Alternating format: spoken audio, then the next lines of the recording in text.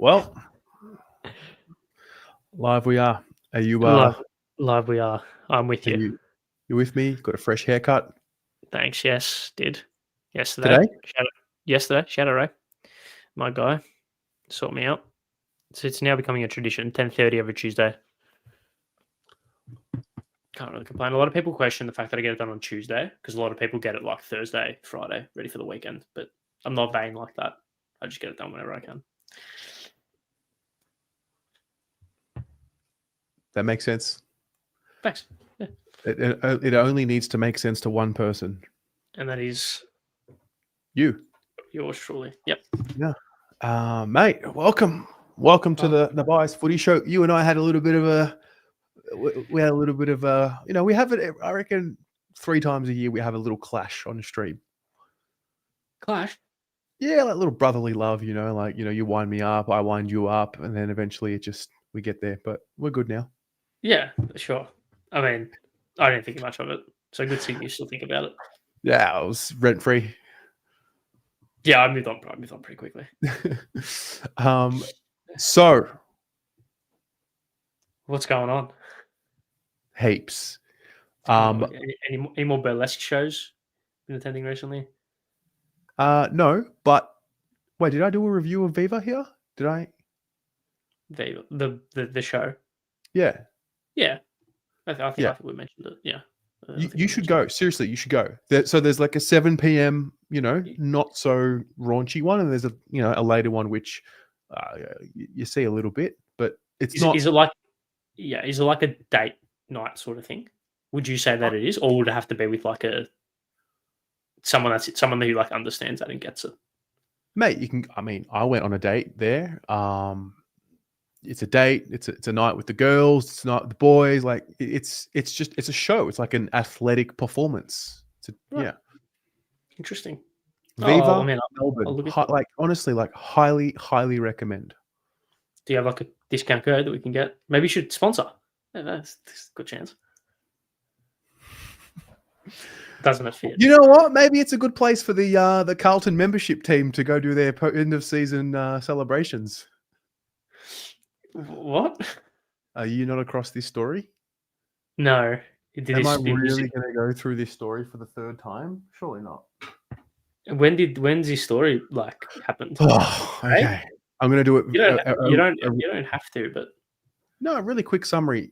Dan Gorringe was spilling the tea on a reported general manager who was sacked, sort of, after appropriating membership funds on shots and lap dances, allegedly. And then was that the report that came out the other day?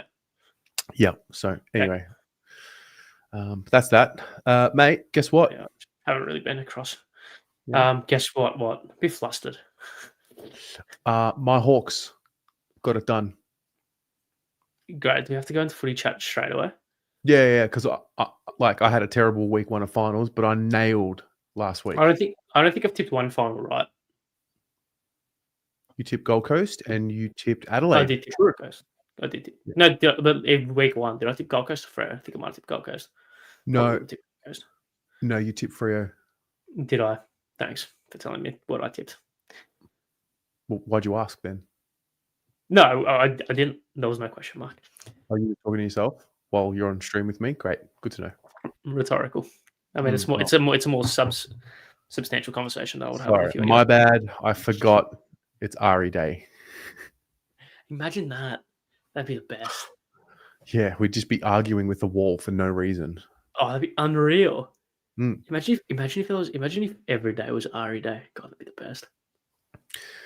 Yeah. So Finals Footy, Finals Fever. Charlie Curnow now has a preferred home, apparently, according to Damien Barrett. As of when? As of today.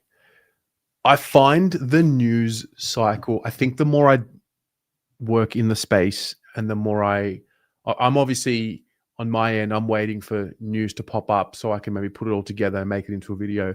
It is fascinating learning the real intricacies of how a story is created and how quickly it can be created. Yeah, I don't know. I find myself going down this rabbit hole of the mainstream media and when they post articles, how they post articles, what they use for their thumbnails, like all of it. It's really interesting. Well, speaking of, Riley Beveridge has just tweeted Sydney's making good progress in contract talks. Far out to lock away pre-agent Joel Amati. The Swans hoping to tie Amati down before next season and pair him with Charlie Curnow in a new look attack. Yeah, okay, interesting. So the Swans are making moves with Charlie in mind. So we'll have to see what that new look attack entails and whether or not it involves some departures, which I'm sure should push come to shove, it probably might. But we will have to. So I did a bit of, not a deep dive, but I did a summary last night. So I did a summary last night. So it is the 17th of September.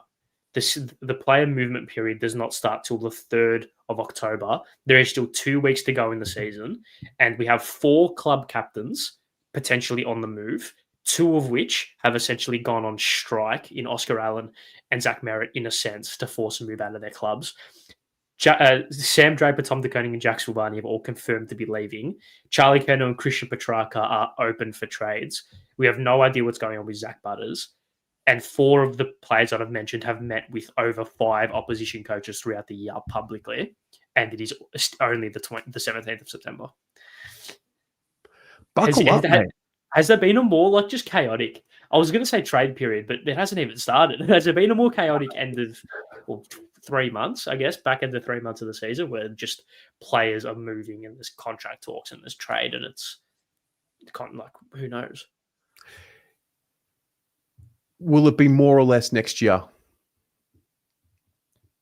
You don't really know. It is a good question.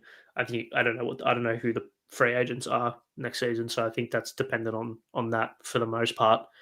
But look, it's clearly getting numbers and traction and engagement, so I can see why the media are going to push that narrative even more. I think it's going to get more and more. Yeah. One thing I feel like I've rapidly learned 2 or 3 things this year. And one of them being, so footy clubs will sell hope. Fans will buy that hope because we buy loyalty. Yep. But the dirty, stinky reality is that the players who are playing are making business decisions for what's in the best interest of themselves, which are within their rights to do. Absolutely. So it's just a really tricky intersection of hope and loyalty. I mean, fans are loyal. Right now, Carlton fans are living in, I don't know about everyone, but I mean, I know for me, it's less about hope right now. It's more about loyalty because we're in the shit. It's not going well. We haven't had a good season. So I stay engaged because, I'm loyal and you're loyal and, because things aren't going well on the field and they haven't been going well on the field for a long time. So that the loyalty is sort of right up there. But when you're close to winning a flag or if you're a finals contender, it's the hope of winning the big one that really drives you combined with the loyalty. And Eddie Maguire made a comment about it yesterday. I don't know if you saw it. And he said, around the player managers, and this is going to drive the fans out if more of these players just continue to leave, especially those that are in contract. Yeah, I do understand the sentiment. However, I think the concept of it driving fans away I don't think that's right. I don't think it's going to drive fans away. Personally. Maybe traditional fans, because I think the modern player and the modern fan, the more we get into the future, the more the modern human will understand. But this game was born on tradition. And so those who passed the game down before us, it was, they grew up in an era where it was all about loyalty, or not all, but mostly around loyalty. Yeah. Yeah. You saw a lot more legends of clubs, I think, back in the 90s and the 80s. Different time, I think. But I also think because I struggle and I battle with this thought. I know it's slightly off topic, but I battle with this thought with other sports, and particularly the A-League, in regards to losing fans because of certain league decisions and certain club decisions. I don't see that translating to footy for the most part, because even if a player leaves, they're still there. Do you know what I mean? So it's not like Charlie Curnow is going to leave Carlton and we're never going to hear or see him ever again, if that makes sense. But I do understand the sentiment to a certain extent, but I don't think it's, oh my God, fans are going to jump off because player movement's crazy. Maybe we'll see. We'll I don't see. think so. I mean, I the don't- NBA is probably the best model to look at, and I'm not clued up enough on that space to comment properly. So that's probably the most similar comparison. I don't think fans will jump off in terms of tuning in. But what if fans started making business decisions? Supporting players, as No, opposed to clubs. spending money on club memberships. Oh yeah, true. Sorry, yeah. Well, If Carlton fans, for example, wanted to make a business decision, just like Tom De Koning made a business decision and Jack Silvani made a business decision, and whoever else wants to make a business decision, then you would think that there's 10 to 15% less memberships next year paid for. probably, but how much? How important? I think it's fair to say that membership numbers and membership revenue is far less important now than what it was in the 80s and the 90s. Why? Broadcast deals. Yeah, but the more members you have, the more advantage you have. Yeah, no, of course, absolutely right. And I'm definitely not, doubting that. But kind of like in the 80s and the 90s and the 70s, it was like your membership kind of propped up your club and stopped your club from going bankrupt. It was the backbone. Whereas now we have like broadcast deals, and the AFL are a multi-billion-dollar company, so they've got enough money to prop up the clubs when necessary, I should say. And it's becoming more expensive to go to the footy anyway now. So, I do agree, but I don't think clubs are going to care that much, to be honest. All right. Can we talk footy? But actually, before I want to give, I'll be very critical of your man, Scoops, recently. I want to give him some props. Go on. His story about on tradies today. His story about missing out on the Nathan Buckley or the Stephen King / Nathan Buckley / Melbourne coach news. I audibly laughed. I thought it was very funny, and the way he delivered the story was very funny. So I'll give him credit. He's very good, Scoop. He's very good. He's made a bit of he's sort of back on the tools. Yeah, he's showing his face a little bit more. Basically, for those who don't listen, essentially, Nathan Buckley and Sam McClure and Nathan Buckley were in a spa together as Melbourne GM of footy Alan Richardson rang Nathan Buckley. The conversation was very brief. Sam McClure was like, "What the hell's going on?" And then a couple of moments after that, Sam asked Bucks, "What was that all about? And what did Richo want?" And Nathan Buckley was like, "Oh, it's about the job." And Sam McClure couldn't get anything out of him. And then 2 hours later, Mitch Cleary reported that Stephen King was the new Melbourne coach. And then Sam McClure was on the phone being like, "What the fuck is going on?" It's very funny. I actually urge everyone to go and seek that out. It was the first 6 minutes of tradies because it's actually a very funny listen. Did you see his off-the-cuff comment about Book around Chanquoth Jath? Yeah. He's very flippant in a lot of his reporting, I think, especially on that podcast. But there is a bit of a link between he and CJ. Sam? Yeah. I'm assuming it would have to do with some school footy, right? Yes, that's right. Old Zabs? Yeah, that's right. CJ went to Zabs. So did Sam. Sam oftentimes goes down there, gets around, coach, helps out here and there. So it did. When he said his name, I thought, hang on, I know that there's a bit of links there. Personal relationship there. Yeah. Well, he's been very strong on a couple of players this year. I think he's been very strong on James Warple going to the Cats. So if that doesn't eventuate, that'll be very funny. Although chances are it probably will. So, yeah. And, you're very interesting. Week 2 of finals was last week. It was. How did you experience it? Because the games weren't amazing, but I wanted to just hear your experiences. Oh, I watched the games. Oh, right. Yeah, Hawthorn. I was alone. I was one of few that tipped them.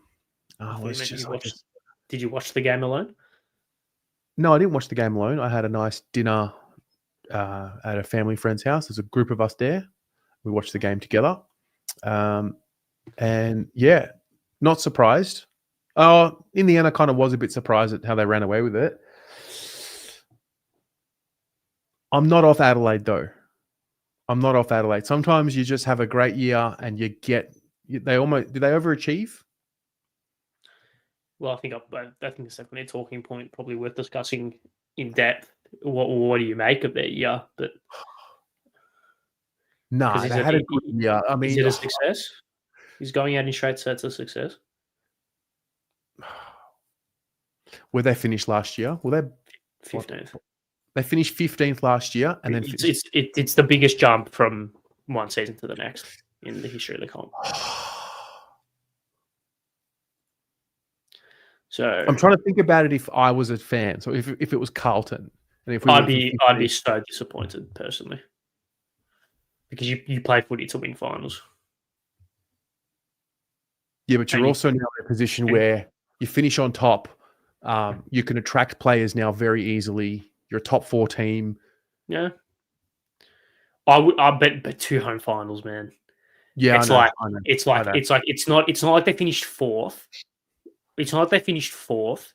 Like if they scraped into 4th, went away to the G to play Collingwood and lost, and then at home played the Giants or played Hawthorn or played a team capable of being in the top 4, and then they lost again. It's kind of like, yeah, all right, whatever. But they finished top, 2 home finals, a little bit better. Thanks, Charlie, for the support. Appreciate it. How's Mexico or wherever he is? What would you make of Harry's comments, by the way? What did I make of Harry's comments? What I honestly made of Harry's comments is it's kind of like he's bracing for Charlie to leave. Interesting. Yeah. When he used the word hopefully to Xander Maguire. But I guess that's my bias. I'm looking for why Charlie's leaving because I believe he's leaving now. Well, I think where was that? Was that at the Media Awards? He was at, I don't know where that was. It's something to do with the sumo wrestling. Yeah, I did say that was bizarre. It was Nick Butler was there as well. Just odd areas. Yeah, I don't quite know, but look, I think it's off the cuff sort of thing. I don't think. Wait, okay? Actually, I want to get the chat's thought. I'm going to put a poll. You know what? What do we make of the Media Awards, by the way? Would you say Adelaide? Hang on, Adelaide. It's 2025. Success, failure. Chat. Those of you watching at home, I'm going to put a poll up. Would you say Adelaide's 2025 was a success or a failure, given they finished 15th last year? What did I make of Media Awards? Yeah. I didn't think much of it. I think Mitch Cleary won an award, and so did Kane Corns. Yeah, Kane won Best Media Personality. It's great. Very funny. Yep. No, Kane's great for footy media. You didn't cop an invite? No, but that's a question. Do you think maybe next year? Yes. The answer is yes. You think fan channels should be included in AFL media? Yeah. I like a high caliber ones. And so, yeah, well, that's the question. So, how are you eligible? Is it individual personality like Dan Gorringe? Because if we're being real, Dan Gorringe wins that award. Absolutely. Or is this a journalist? I totally agree. Or is this a journalist? I think there's room to diversify in terms of the type of awards. So I think Mitch Cleary, like you can have journalistic awards, you can have TV presenter awards, radio presenter awards, and then social media. Because realistically, I mean, we are going to be. So we can talk about this forever, I think, you and I. So the social media aspect of footy media now is at the biggest it's ever been. It's the most important it's ever been. So I think acknowledging that specifically is, I think, definitely a way forward to unify and to grow it. So giving Goz a social media personality of the year award, something along those lines, I think would be something. I think will come very soon. Maybe next year. Who knows? Yeah. Well, I think the starting point will be individuals or influencers. Yeah, which don't like the word, but whatever. I don't know if they'll ever really look at club independent fan channels as equal to them, which is fine, is what it is. when you're swanning around with 15 million subscribers, I think we'll have different. Yeah, it's interesting. I don't know. Yeah, I think that the time of the influencer, which is a disgusting word, will come. I think personality. I would rather use or content creator. Yeah. What would No, you use if for you what? if you were to make an award for social media? Would you just call it social media personality of the year?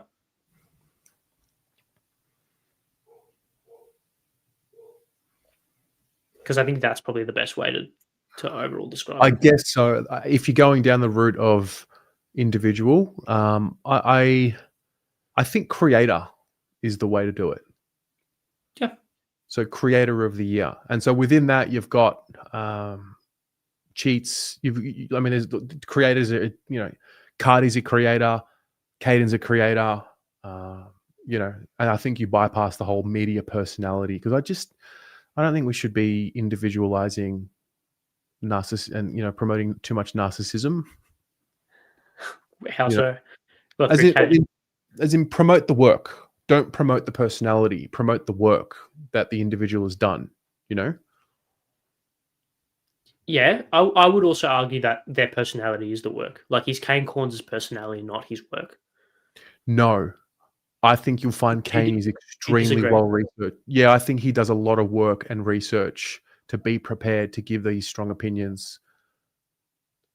Yeah, interesting. I definitely don't disagree. I think he's underrated. One of the most informed, media personalities. However, I would say Kane Corns, he doesn't create in a sense. Like, I would say David King more creates than someone like a Kane Corns, in my opinion. They both do research, but I think Kane's more entertaining. Yes, I 100% agree. I also think, and I think that Kane, his job and what he does is a little bit more personality based, as opposed to Kane King, which is David King, which is more like, I want to take you through Adelaide's forward 50 entries, which is very analytical and entertaining in its own right. He's pure analysis. Kane's got the mix between analysis, but it's very take the piss here as well. Yeah, sports jockey. Yeah, I think that's actually a very interesting conversation, which we would have for about an hour if we wanted to. Anyway, I don't know. I don't really care about awards and labels, to be honest. I do my work. I love what I do. And what did I say earlier? The only person's opinion who matters is like your own of yourself.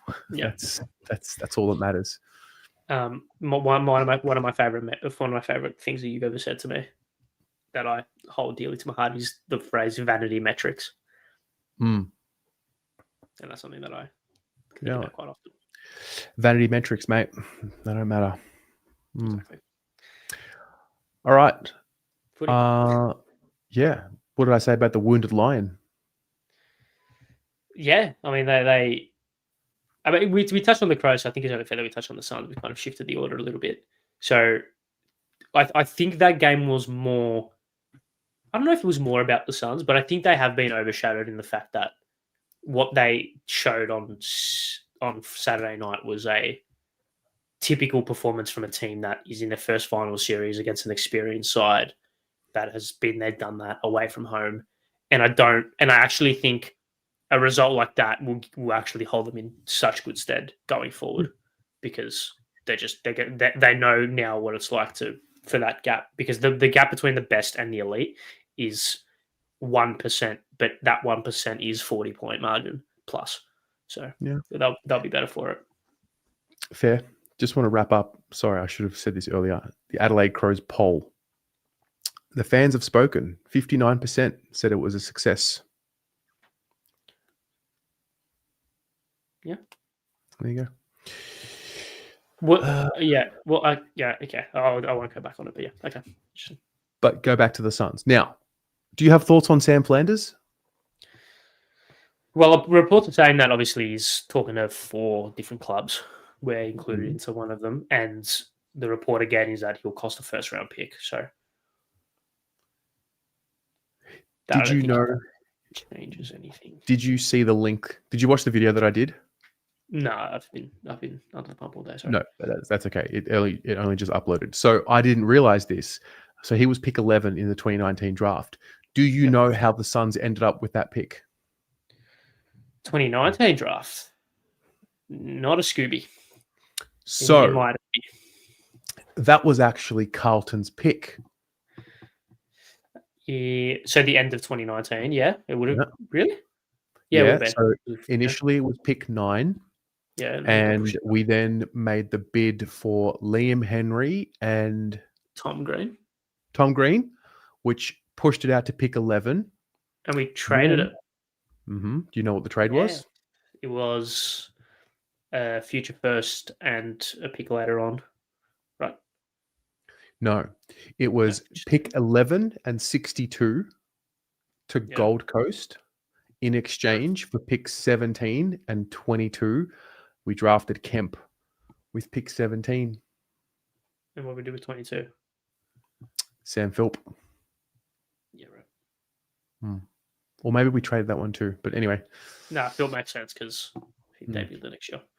Yep. No, Tatum, I'm not saying that we would have definitely taken Flanders. I'm just saying we could have taken him at pick 11 and just prevented all of this from happening. Well, I wonder if that was our plan because I don't think the club went into draft night assuming that we were that one of Tom Green or Liam Henry were going to slip through the cracks of their academies. So I mean, Tom Green definitely not. Although Tom Green, Richmond supporter, not a Carlton supporter. But yeah, interesting. Very, very. So I don't know. Sam Flanders caught my eye at the back end of 23, and then he had a great year in 24. And I remember thinking, why isn't the AFL media just like blowing this guy up? He was just so good. Played off the halfback, through the midfield, 31% at CBAs, and then obviously they get Rioli and John Noble in his role changes, and so in theory, the 2024 version of him in Carlton's midfield or even behind the ball would be elite if he was playing that same role. Not so much 2025. But I was also alerted to the fact that in 2024 or 23, when they got rid of Stuart Dew, Stephen King stepped in to coach, and that's when he played his best footy. Yeah, so a little unsure. And Melbourne is one of those clubs, which I'm 90% sure he's meeting with. It's Melbourne, St Kilda, Carlton and Essendon. Yep. So interesting. I mean, I just doubt he's going to go to Essendon because, I mean, who in their right mind is going to that club at the moment? Like, we think we have it bad. God, they match us, so you got to respect them for that. St Kilda, obviously, the Bombers. Oh yeah, you got to respect that they find that they like. You know what? Just very briefly, I actually really appreciate Essendon existing because every single time we find a way to be shit, they somehow find a way to equal us and to make sure that we're not the only one. I really appreciate it. It's actually great. I love it. Yeah, I'm not going to lie. The Merritt story. It's uncanny. The Merritt story has saved a bit of Carlton. It definitely has. Has Charlie Curnow's name been brought up at all in the last week? Well, today it popped up again. Yeah, but apart from today, not really. Yeah. And I wonder why. I wonder what's the common denominator there. Yeah, that's a mess. That is, yeah, genuinely. I mean, I think we spoke about it last week that a lot of people thought Charlie, the relationship had broken down completely and that he had to go at this point. I mean, it's clear to see that it can get worse. Mm-hmm. And there's, tangible proof of that. Your club captain doing that, and then the reports about the AFLW stuff coming out, and the leakage and the whole stuff like that screams of a I just don't. Yeah, not good. Would you rather see the pot shots that they're taking, like Redmond at Merritt, or would you rather see our players basically talk the way that Carlton players are, with respect and person first, class? Like do you have a read on that? Class, absolutely. Yeah, I think so too. Yeah. Because, although I'd want to know that there's a bit of bad blood once it's all said and done if he does leave. Yeah, once it's all said and done. But at the moment, Charlie Curnow is still a Carlton player, so I want the players to do everything in their power to make sure he's still a Carlton player and happy. And I don't understand why Essendon players are coming out and pushing Zach Merritt away, if that makes sense. Like, clearly there's a culture breakdown there, and goodness gracious. We will return back to this. I want to talk about the footy this week. Are you going? I'm going. Both? I will be going to both. Wow, this is so, you know the phrase, it's not what you know, it's who you know? Yeah. Yeah. Just like 1A example, mate. Pays to know.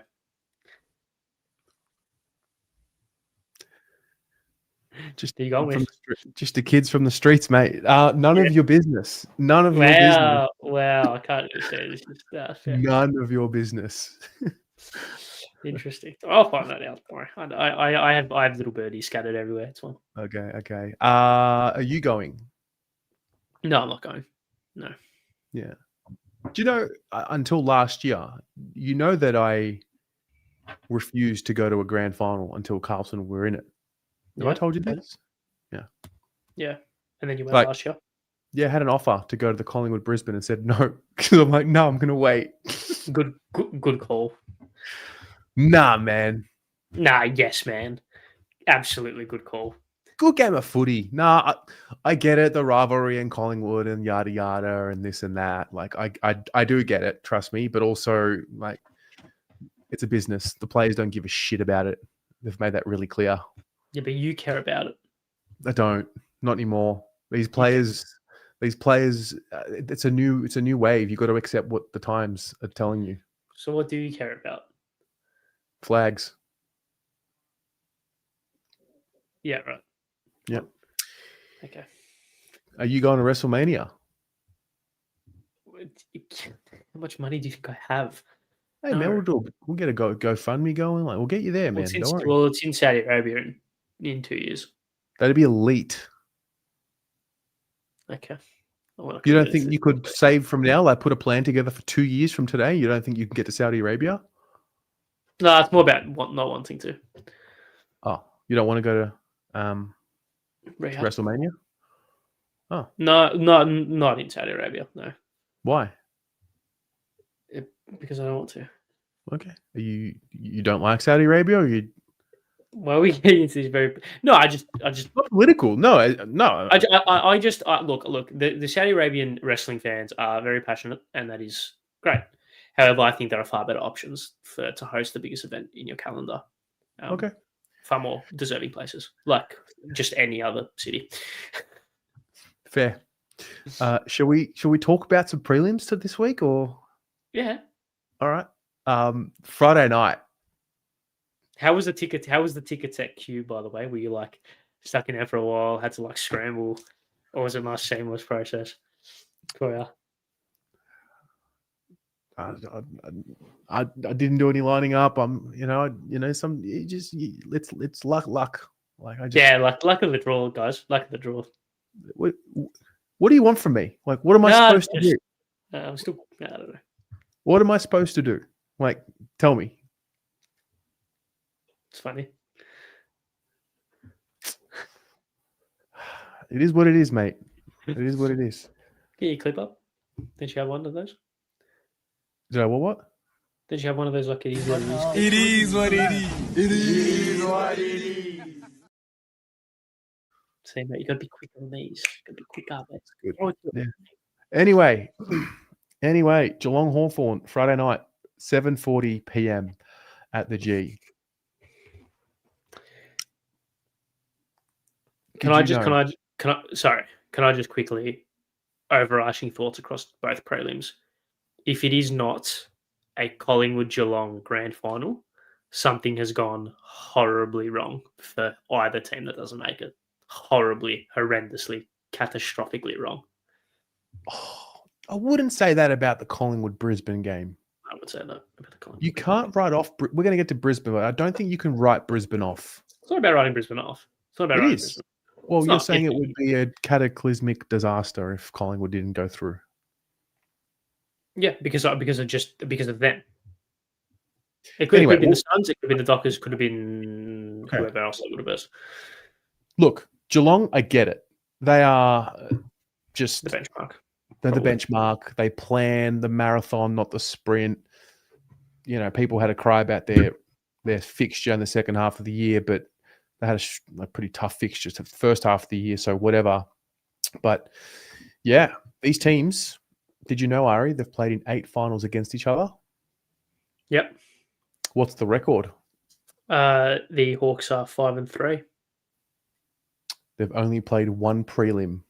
2013, Yes. And what was that? the end of the Kennett curse. Great. Whoever makes these run sheets with these great stats must be a top bloke.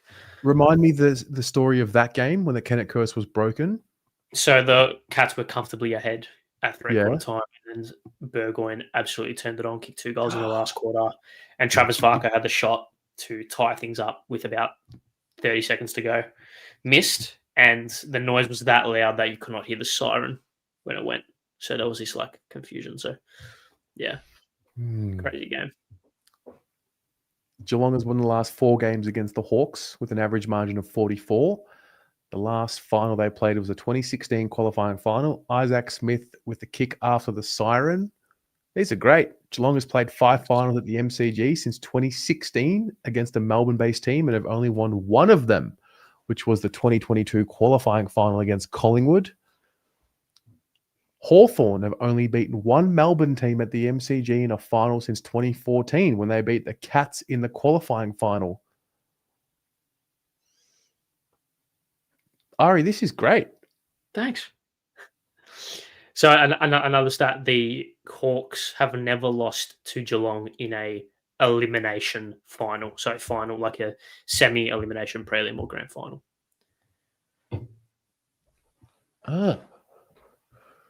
So yeah, they win it when it counts. Well, then why is this such a foregone Geelong conclusion when like the data would say Geelong, Hawthorn are a chance? Because the last time Carlton's number 3 had 14 kicks against Richmond in round 1 whilst winning by 38 points was 1995, and we haven't won the flag. So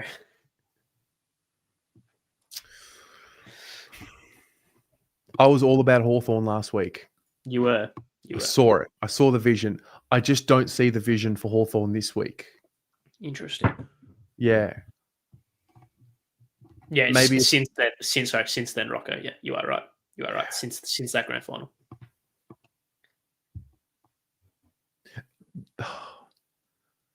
Look, it's a real test of culture. Saw a few of the Hawks boys the other day doing extras on their day off. Interesting. Yep, saw an ice bath on their day off. That's correct preparation as well. Speaking of the Hawks boys, we saw 2 little small forwards running around at Carlton AFLW, which was quite bizarre. We did. You want to expose that here? Wow, that's big news. Well, it was quite bizarre that we're watching. Well, I'm watching we're both watching at the time. The girls dominate the Suns, which is a different story entirely. They were great, and we just hear, "Oh my god, it's Jack Ginnivan," and we're like, "Yeah, okay, sure, no worries." And then I just peer over my right shoulder, and there's Jack Ginnivan just at Icon Park watching the girls play. And then as he walked off, I looked to his right, and I'm pretty sure that would have been Nick Watson standing next to him. So that was quite a bizarre sort of scene, considering that they had just played a final the day before, had gone on a plane that morning, and their VFL team was playing at the same time. So it's kind of gone under the radar. I think if someone got a hold of that, that might have been a little bit of a story, but water under the bridge now. So that's an interesting sort of thing, I guess. Very good by you. Look at this. Thank you.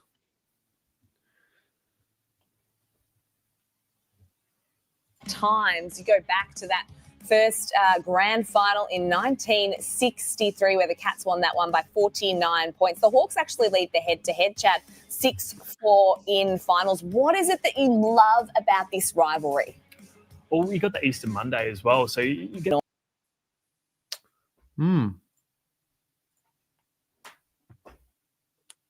I agree with only Carlton.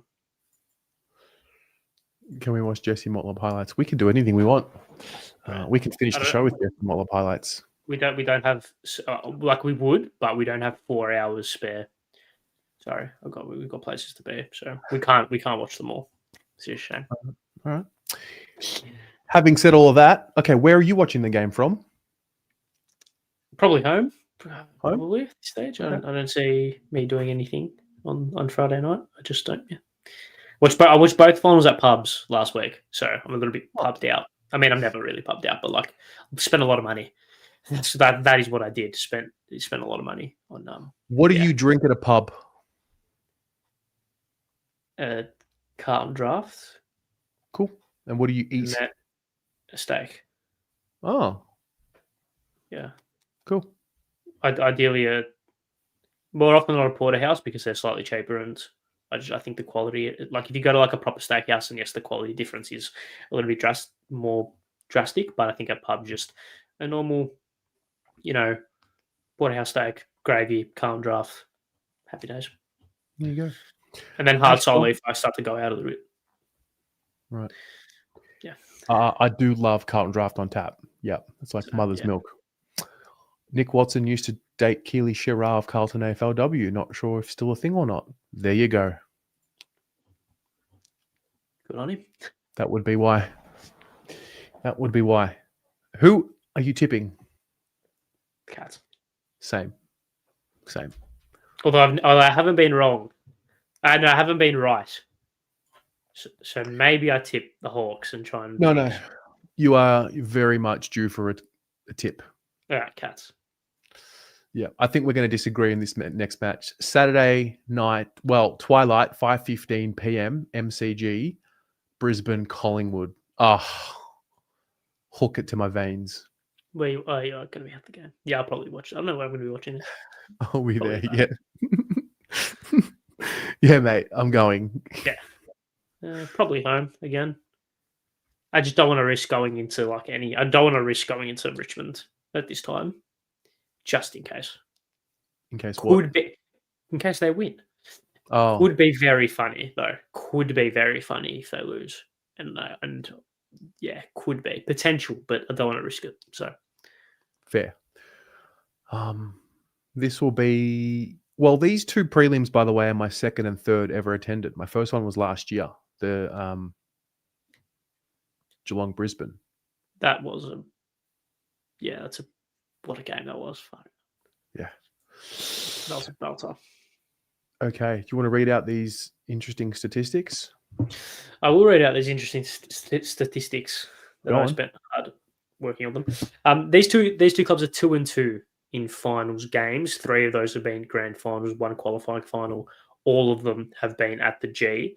The Lions were 6-0 over the Pies from 2020 until the 2023 grand final. Since then, the Pies went 4-0, including the grand final, and that streak was broken in round 22, and the Lions got the job done. Since 2007, I think this stat is is quite important. Since 2007, the Pies are 7-3 against interstate sides in home finals. Port Adelaide in the 2013 elimination final, the West Coast Eagles in the 2018 grand final, and the GWS Giants in the 2019 prelim were the only sides to have beaten them. And in the same time period, the Lions are 2-4 against Victorian sides at the G in finals. So, and those 2 wins were the 2023 prelim, 2024 prelim, and the 2022 semi-final, both against Geelong. Are the Lions battle hardened, or is it one step too far? Geelong and Melbourne, sorry. Well, I guess that's a question to ask you, right? I'm a believer of the Lions. Like, you find a way. You got to find a way. There's something about, when you're injured, you're doubted. You're the champs. You're the champs of the year before. You're proven. You are battle hardened. I don't know. I believe in them. I believed in them for a little while. I think I told you that they would lose to Geelong in the qualifying final and then meet them in the granny. And beat them?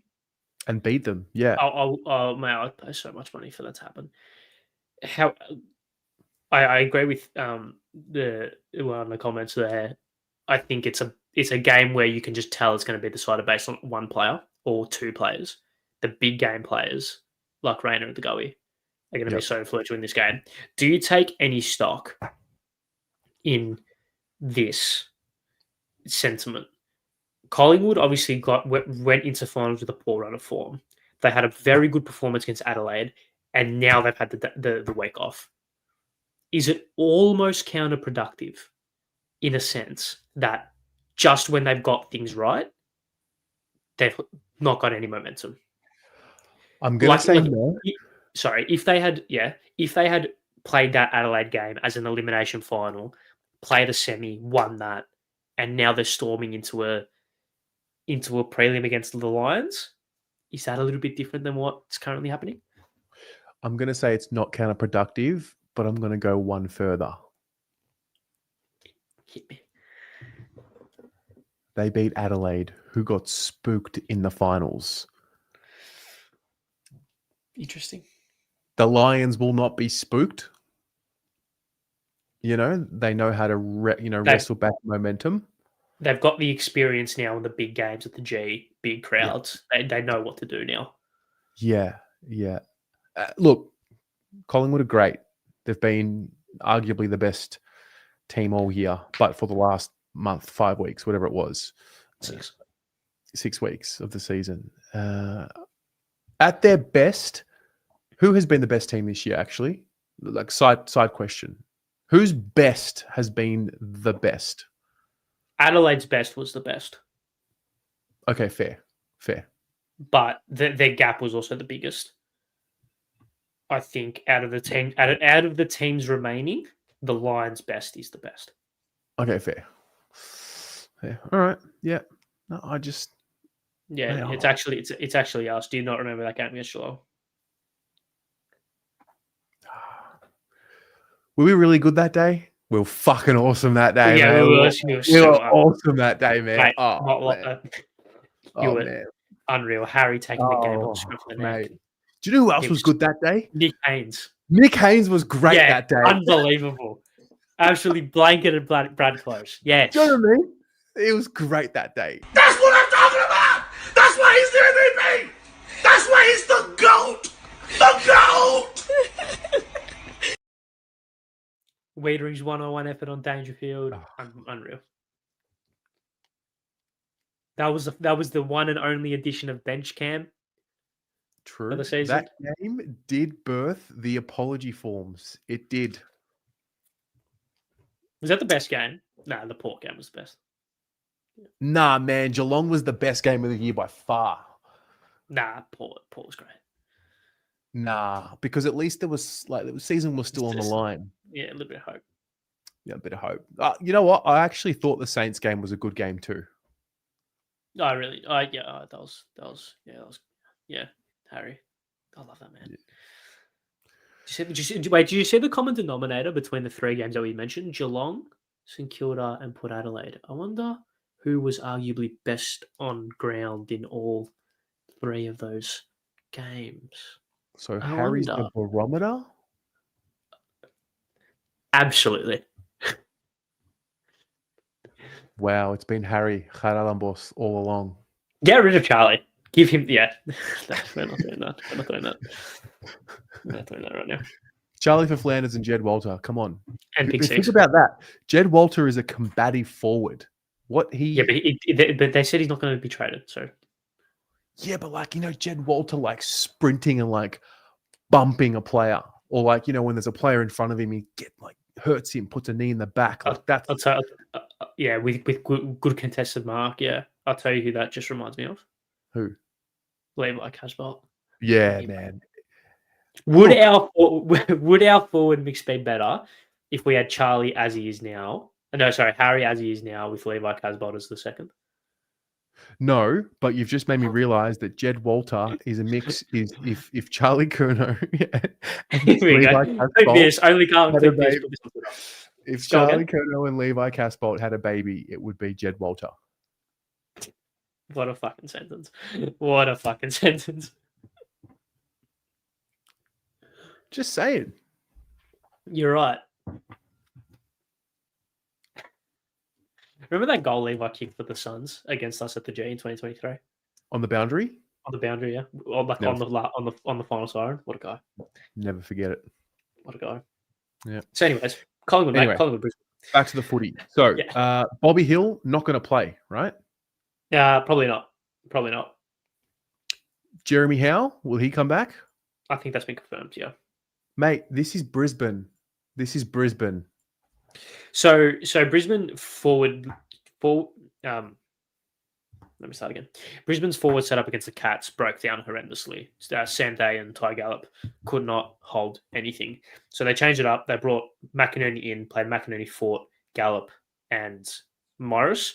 And I wouldn't say any of them had a big day out, but what it did do is bring their smalls into play a lot more. They brought the ball to ground a lot more, and their presence forward of the ball was a lot better. Now, who has a better defensive system, the Suns without Ballard or the Cats? Different story. I think Collingwood would have been the benchmark in that regard this year. So it'd be interesting to see how that holds up against Darcy Moore, who took the absolute piss two weekends ago against the Crows. Jeremy Howe at his best. We all know how good he can be. So that's that's my big watch. That's my big watch. If the Lions can get the ball to ground, especially on what probably will be a wet deck, then that's going to be the key for them. Look, if Darcy Moore was taking intercept marks like he did against the Crows, then Collingwood are winning the flag by 4 goals. Like if that version really of putting Darcy your neck Moore, out on the line there, big call. yeah, nah. Well, no, he doesn't play with that type of energy all the time. No, apart from that one mistake earlier on in the game with that gave Jordan Dawson the goal, he was borderline infallible. So you're tipping Collingwood? Yeah, I think the Pies should win. I'm going to go the Lions. I hope you're right. Yeah. I hope you're right. Can I just... Yeah. Oh, sorry. I've lost track. Actually, no, I didn't lose track. I'm going to present you a scenario piece here. Here we go. Preliminary final. MCG. Collingwood. Saturday afternoon. Wet. Rainy. Miserable. What does that conjure up?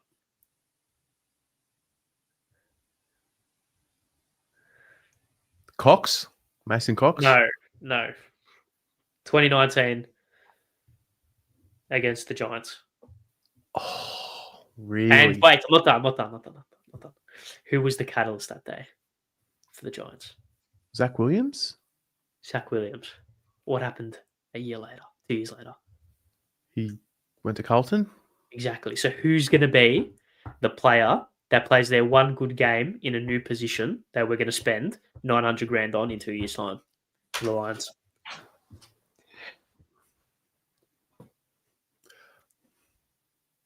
Do you know who the player is? No, I just asking that question. Well, I don't think it's a new player, but you know who's a baller for the Lions that I love? Jasper Fletcher. Jasper Fletcher. Yes. I fucking knew you were going to say that. This is chemistry. That is chemistry. Fuck yeah. Jasper Fletcher playing in the midfield, he's going to have 35 and kick 3, and then in 2 years' time, we're going to pick him up for pick 4 and pick 19, and he's going to get suspended in his first game for us, just like Zach Williams. Bang, fucking just put it in the ball. Big fan of Jasper Fletcher. Big fan. Comments, please. Indulge in this hypothetical because I just find the similarities quite funny. Nah, I don't think that's going to happen. What? No. Darcy Wilmot swung forward, kicking 5. Nah, I think this is. I know you said DeGoey. Yeah, look, that makes sense. I asked Swoop Luke last night. He said it was a Jamie Elliott. That's the barometer. Yeah, absolutely. Especially in the wet. A small forward that clean and that deadly. Absolutely. Someone said deadly small forward. Where's Jesse? You say deadly? He said deadly. Yeah, so. Yeah. Okay. Mate, bring it on. This is prime time Melbourne culture. Absolutely. First prelim final weekend to be entirely in Melbourne since 2019. Ironically enough, what happened in 2019? The Collingwood Giants preliminary final that I just explained 3 minutes ago. No, I was trying to remember who won the flag that year. That was a terrible day. That was a bad final series. Apart from the Giants. Yeah. Apart from the Giants, Brisbane semi. That was great. Yep. All right. Very good. Very good. Sorry, Wait. do you want to do ladder predictor? Oh, don't have to ask me twice. You know what I love? about What's this the point? What's the point? Because it doesn't matter anymore. You know what I love about this whole ladder predictor thing? You all took the piss out of me, and then you all we couldn't. still do. Yeah, I know. We all still do. I know. I'm okay. I'm at peace with that. That's fine. But you all love the ladder predictor. Like it's like your default. I just do it to take the piss. What are we even doing? This makes no Yeah, but sense. think about it, right? Like bang, bang, who wins? Oh, crazy. Scenes. Crazy. I'd God, still, they yeah. keep- oh my god, Adelaide finished on 6-7. Can you explain to me 6-7 now? Absolutely not. Can Only anybody Carlton in the can chat explain. explain to me this new trend of 6-7? 6-7. I don't know. We were with Cardi on Saturday afternoon, and he couldn't explain it either. What the fuck, Ari? I feel like I'm not supposed to know, and you're supposed to know. No, I'm the unk of like people my age. Of people my age, I'm quite old. I am. Bro, you're 21. Yeah, what part of people my age do you not? Does that not? Nah, man. I'm a TikTok kid. My TikTok screen time is just horrendous. Yeah, exactly. But I play it off as like market research and work. Okay. Yeah. I mean, you make more TikTok content than anyone on this show. Thanks. And also, I actually to justify that to myself, I have TikTok in my work folder on my phone. Yeah, I don't think that's going to work. But you can see work and then TikTok's in there, as opposed to my social folder, which is got the rest. Tell you what, mate. Back in my day, The Rubik's Cube. the Rubik's Cube. Now we used to ride bikes. Can you believe that? Yeah, that's not. Yeah, people still ride bikes. Yeah, we used to like see each other at school and say, "Hey, I'll meet you at the park at 4:30," and not have internet, and then somehow we would all just appear at the park at 4:30. And do what? Like throw sticks. Hang out, play 40-40, kick the footy, play basketball. 40 home. What was the premise of that game again? Was that just like you all ran off and then had to get back? You have a base. Yeah, I you have think to get back to the base.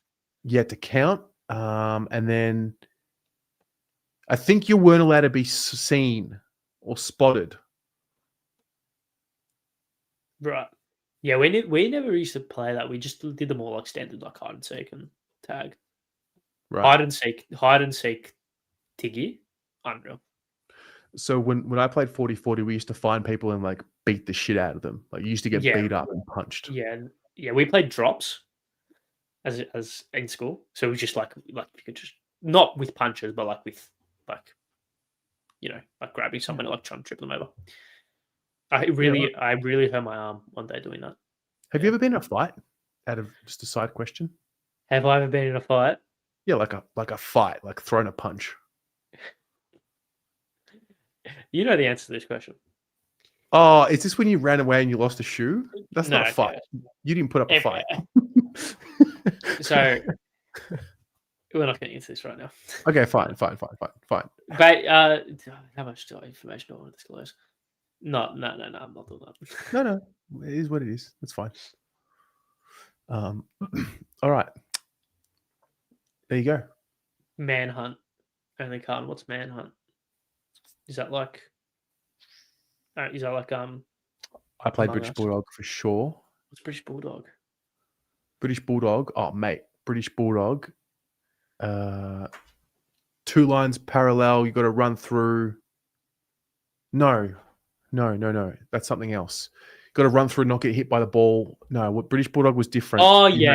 I know that game. I don't think it. Yeah, I know what that game you're describing. Yeah, that was mad. Was British Bulldog where you had to like, you had 2 teams and you had to like one by one try and get past the other? One had to stop. One had to. Yeah, I don't know. We were down ball fans or Foursquare, whatever you call it. Yeah, what does everyone call like Foursquare, down ball? What do people call that? That was a great game. That was a game. Well, but by the time we got to like year, I reckon year 9, we didn't Yeah. play. We were just sat next to the canteen and talk shit. That was what we did. Okay. And then on British occasion, we Bulldog. got Oh, mate. YouTube just comes through with the goods. I don't know if this is going to work. Are we just gonna like watch some mid-90s WWE highlights? No, this is British Bulldog. Is this when he wins the title at Wembley? No. Okay. Wait, how does this work? Oh, this is Octopus. Is it? Yeah. So we call this Octopus, where you start on one side and then Oh. you have to run to the other with like a couple of people in the middle. And if you got tagged, you stopped. And then you could you had to stand still and then you had to like wave your arms or like you had to try touch other people as they were coming through. And then whoever stayed last wins. I was good at this because I was like quite small and agile. I see. Yeah, it's good stuff. Thanks. Yeah, Octopus it's good good game. stuff. What a belter of a game. Dodgeball, great game. That one hard. I loved playing volleyball. Yeah, volleyball. Yeah. Dodgeball as well. Yeah, that's great. Why are we RE sized? Oh, there we go. Sorry. Yeah. Dodge. Can confirm British Bulldog also got banned at my primary school. Rugby got banned in my high school. Some kid broke his arm. Rugby. Mm. We had a Yeah, lot of any- Maori kids. Lots of Maori kids at my high school. Yeah, okay, fair enough. Or I should say Māori. Is that, yeah? No, nice. Yeah. You wouldn't know. You went to a private school. Shut the fuck up. You're an idiot. You're an idiot. What? You went to a private school. We played fruit salad. Did you play fruit salad? What's fruit salad? So I can't remember we played it in Greek. So obviously I went to a Greek school. So we had Greek lessons as a part of the curriculum. And when the teacher couldn't be bothered, we went and played frutta salata. So which translates to fruit salad. And essentially it was, I can't remember the exact specifics of the game, but you were assigned the fruit. And then this is what it was. You were assigned the fruit and then you had to, when your fruit got called out, you had to run from one line to another and back. And whoever was the last one there stayed. Like if you were the last one, you got kicked out, and it just kept whittling it down. And if the teachers yelled "frutta salata," fruit salad, then everyone ran. It's quite a good game. I enjoyed it. There you go. Very good. Anything running based that didn't have any like height or strength involvement, I was sick. I enjoyed that. Craziest game to be banned in my school was the one kid in the hockey goals, and everyone just kicked footies at them. You'd be stiff if you're the bloke in the goal. Stiff. Down ball, goated. Absolutely goated, mate. What were your rules when you played down ball? What do you mean rules? Like, because like I've played with some people where, so like I'm assuming you have to bounce it in your square first, like when you hit it. Yeah. Yeah, I played with some people who that wasn't a rule. So like you could just like hit it back at their feet if you were good enough, which I think added a little bit more of like a skill element, which I didn't actually mind. I thought that was quite cool. Yeah, maybe. No, down ball was good stuff. I Damn, man. loved playing European handball in PA. That was a go-to game. Great call. Your futsal with your hands. Great. Loved it. Yeah. Terry definitely played with taps in Foursquare.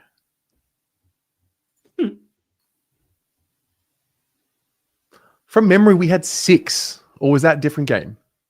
We had sometimes we had 6. Yeah, you had the king and you had the dunce. Yeah, we did dungeon, yeah. Yeah. And then Jack.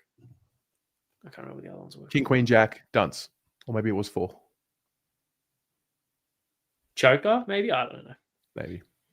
Anyway, Do you know what I've just learned how to play? What? Poker? No, I've been playing. I know poker. Backgammon. W. Yes. Doubly. Yeah. Also known as Shesh Besh. Yeah, I know how to play. Love it. I don't know how to play. I really need to know how to play because a lot of my Greek mates know how to play W, and I don't. And I miss out. It's a good game. Yeah, well, I can only imagine one of the oldest games ever. I think probably that and chess, one of the oldest games ever. When's Do the you know next how to play time chess? Yeah, I know how to play chess. Yeah, I'm not patient enough for it. Yeah, Um, yeah. When I went to Thailand, there was a girl who beat me in 3 chess moves, in 3 moves. How? Yeah, man, I know. It No, was no, like, you have to be no, actively seriously. bad. Yeah, yeah, I kept making the wrong move, and yeah. So it was like knight to in front of the pawn on the king side, maybe, which released the Queen on the diag. yeah, which released that to all the way to the end, and then I would bring my pawn up, and then boom, checkmate, like three moves. Yeah, nice. Mm. Love that. There you go. Very good. When are you going to Greece next? Oh, you sound like my mum. What? I don't know. I like footy too much, and I also hate planning a year in advance because I don't know if I would want to do it at that stage. So I hate planning stuff a month in advance because I'm like, God, in a month, I don't think I might be up for that. Whereas like planning a 6-week Euro trip a year in advance is like the nightmare for me because I might get to April and be like, oh, my job's going, like if my job's going really well, or I don't know, whatever, blah blah blah, don't want to go anymore, and then I've committed. Damn it. I get some avoidant attachment vibes from what you've just said. What are you, my therapist? Yeah. No, I have a wedding, literally this time next year in Greece, which I'll 90% chance going to. So, Okay. should Carlton's situation be positive, I'll be coming back as soon as possible. Should we do something half decent, which doubtful, but never know.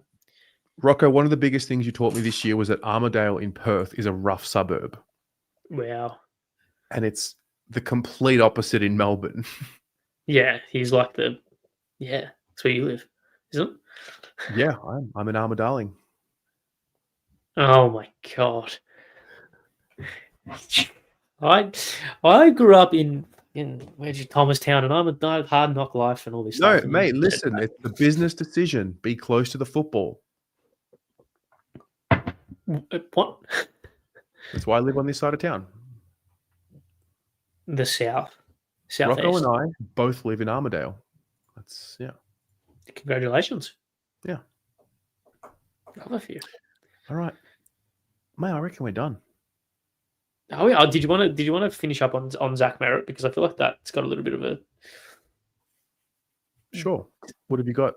deep conversation to ask. Well, I'm just it's the most. I just think it's the biggest story. Like for me supersedes what's happening with Curnow by tenfold, because it is the club captain. It is the captain of one of the biggest clubs in the country who are drastically underperforming, and he's their best player by a country mile. It's not even close. And he's threatening not to rock up to a best and fairest, which he'll probably win, and probably won't go to Brownlow night, in which he'll be Essendon's top poll getter as well, or vote getter as well. And the way that it's all unfolded, I think, is just unbelievable. Pommy made a good point last night when he said the teams that give these players big money, big contracts, they're desperate. If you're desperate to retain players, that means something's wrong with the club. Like, back your club in to run a program that is good. Yeah, I totally agree. And it's like, just because money's a band-aid in this situation, especially. Like, they gave him, didn't they like re-up his contract? Yeah, so that was a report from Tom Merritt. Well, yeah, so a couple of years ago he signed an extension. I think he had a contract extension till 2026, and I think the deal was they added 2 more years on top of that to 2028 on more money, and now they want to renegotiate the last 2 years of that deal. I think this is what it is. They want to renegotiate the last 2 years of that deal on more money on top of that. I think. Don't quote me on it. Right. Okay, so do you think Charlie Curnow should be going to the BNF? If you are a contracted player of a football club, yes, you should go to the BNF, apart from extenuating circumstances. So the speculation around him, is he staying? Is he going? Is that extenuating circumstances? No. Should Tom? Okay, you said contracted player. Okay, fair. I still think Tom will go. I reckon Tom will go and Charlie won't.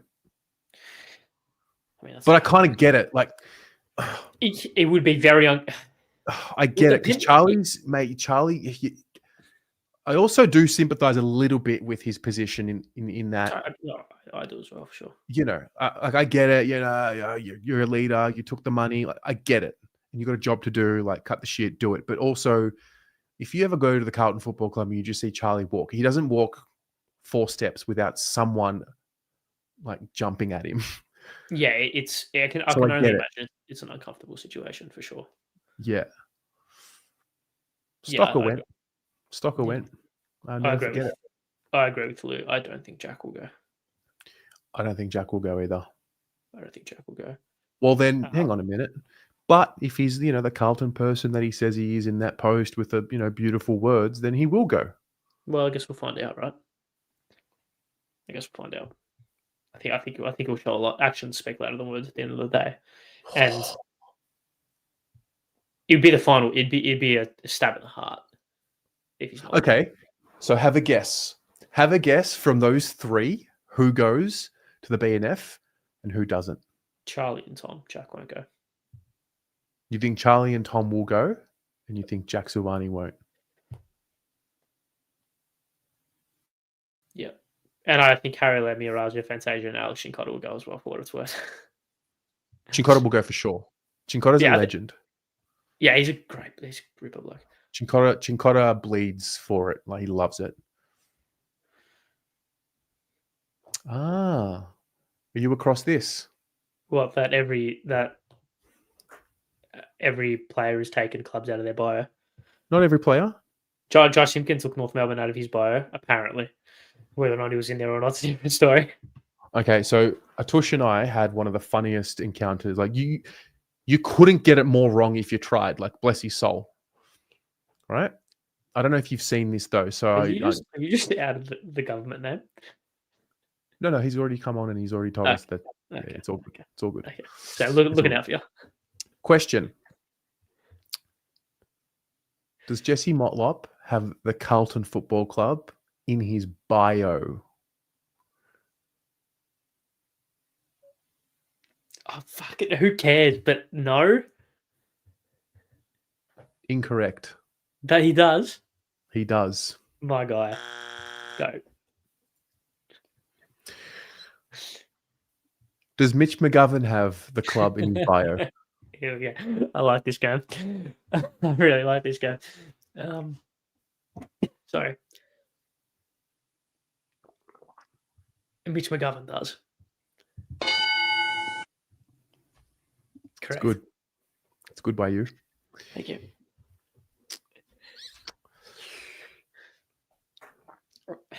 I'm on board now. Does Jagger? Wait, does Jesse do? Because only Carl's saying 1-1. Jesse doesn't.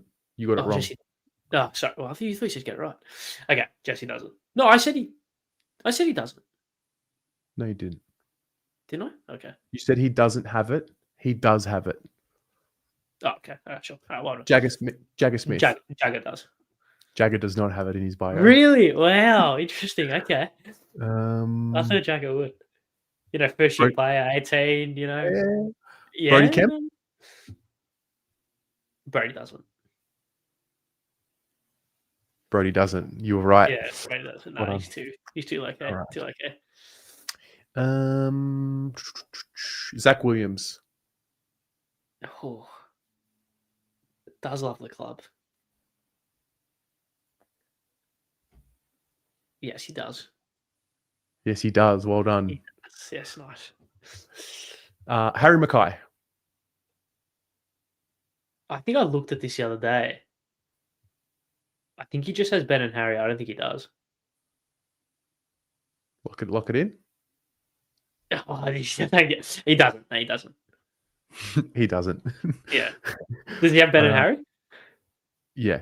Yeah, I think it's just Ben and Harry. Yeah. What about Wiedering? Absolutely not. Oh, no. Because he might. Does he know how to use Instagram? I'm gonna go yes. You are wrong. He does not have it in his bio. I gave too much credit. Walsh. Yes. He does not. Ah, Cripps. wasn't this a meme at one point as well? Wasn't it? No, that was for Charlie. No, I think I saw it for Chris as well. I think yeah. Oh no. You're right. He doesn't. Yeah, He's got like yeah. 6 things in there. Yeah, I was including gonna say. goal. Yeah, does he have ASICs? Is he an ASICs athlete? Yeah, one of them. Yeah. Yeah. Corey Durden. Yes. He does. Ollie Hollins. No. He does. 5 and 5. I'll take that. 50%. Don't mind. All right. Last one. Blake Do Aiken. you have all these players handles up? Blake Acres.